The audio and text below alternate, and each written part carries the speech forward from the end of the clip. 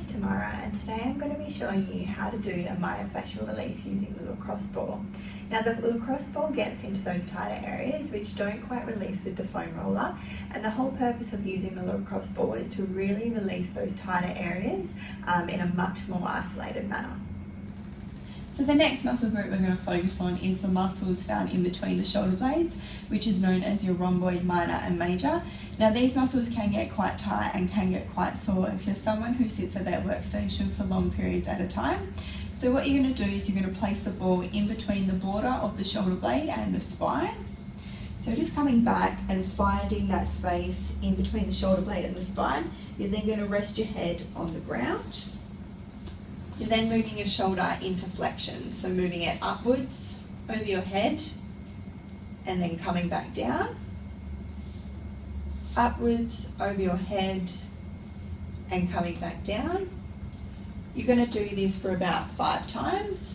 Then you're going to move towards the inferior border of the scapula, so just rolling on the ball until you get to that lower part of the scapula, and you're going to do a similar thing. So moving your arm upwards over your head and then back down,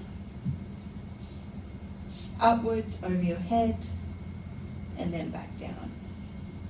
Now just remember, if you really want to get that release, you've got to apply a little bit of pressure, and also remember to do the other side. So the final muscle group we're going to focus on is the pecs, in particular pec minor. Now these muscles can get quite tight if you're someone that tends to have that forward leaning posture. So what you're going to do is you're going to place the ball slightly under the collarbone and lying flat on your stomach. So you should really feel when you're on it, because it can be quite tight, it can be quite painful. So putting quite a bit of pressure on the area, then you're going to place your arm directly in front of you and then slowly move it. And when you find a tight spot, you're going to put a little bit more pressure on it.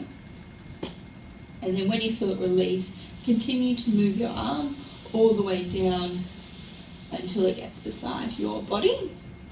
Then you're going to move the ball along the collarbone. And yet again, when you find a tight spot, you're going to apply a little bit more pressure. And then you should really feel it release. And then you're going to do the same on the other side. So there are just some ways you can use the lacrosse ball to really get into those tighter areas to provide a good myofascial release. It is very important that you do both sides of your body, and if you're finding that the exercises on the floor are too intense for you, you can also do the exercises up against the wall.